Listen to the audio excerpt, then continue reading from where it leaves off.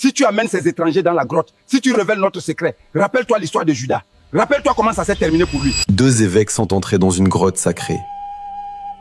Un seul en est ressorti vivant. Et l'autre n'a jamais été le même. Chez les Bassa du Cameroun, il existe un rocher qu'on appelle Ngog Litouba, le rocher percé. C'est le lieu le plus sacré de tout un peuple. Selon la tradition, c'est par là que leurs ancêtres sont sortis du monde souterrain pour venir peupler la terre. En 1957, le Cameroun est sous domination coloniale. Les Français sont obsédés par une question. Qu'est-ce qui rend les Bassa si résistants? Qu'est-ce qui leur donne cette force? Et ils pensent que la réponse se trouve dans cette grotte. L'administration coloniale a une idée. Il y a un homme qui peut peut-être leur ouvrir les portes de ce sanctuaire. Thomas Mongo, un prêtre Bassa, le premier évêque camerounais. Les autorités lui demandent deux choses. Premièrement, convaincre Oumniobé, le chef des maquisards, de se rendre. Deuxièmement, leur donner accès à Ngog Litouba, percer le secret de la grotte. Mais les patriarches Bassa savent. Ils convoquent Thomas Mongo, ils le regardent dans les yeux et ils lui disent: si tu amènes ces étrangers dans la grotte, si tu révèles notre secret, rappelle-toi l'histoire de Judas. Rappelle-toi comment ça s'est terminé pour lui. Tu connais l'histoire de Judas. Tu sais comment ça s'est terminé pour lui. Oumniobé, tu ne le livreras pas. Ngog Litouba, tu n'ouvriras pas aux étrangers. Et si tu dois choisir entre trahir ton peuple et mourir, ce sera toi que nous sacrifierons. Thomas Mongo écoute. Mais Thomas Mongo n'obéit pas. L'évêque français Pierre Bonneau veut voir cette fameuse grotte. Emmenez-moi là-bas, dit-il à Mongo. Je veux comprendre.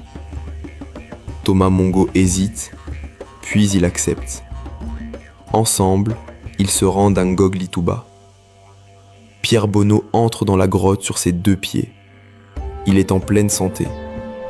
Curieux, peut-être même un peu arrogant. 3 jours et 2 nuits, il explore le sanctuaire.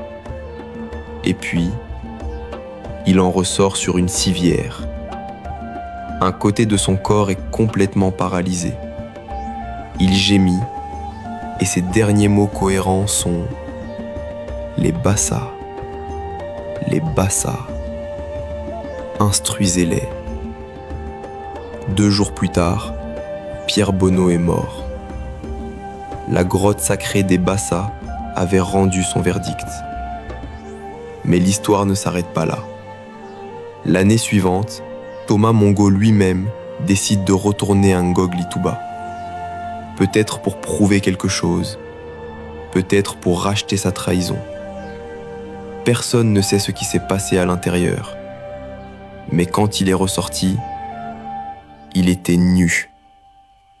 Ses vêtements liturgiques, sa soutane, son étole, tous ses habits de prêtre restaient dans la grotte. Introuvable. Un accompagnateur a dû le couvrir d'un simple pagne. À partir de ce jour, Thomas Mongo n'a plus jamais été en bonne santé. Jusqu'à sa mort en 1988, il a traîné les conséquences de cette visite. On dit même qu'il voulait être enterré près de Ngog Litouba. Dernier geste de réconciliation avec le sanctuaire qu'il avait profané. Cette demande n'a pas été exaucée. En 1959, l'Église catholique a érigé une croix sur Ngog Litouba pour neutraliser le lieu, disent certains. Mais les Bassa savent que le rocher ne peut pas être neutralisé. Il ne peut qu'être respecté.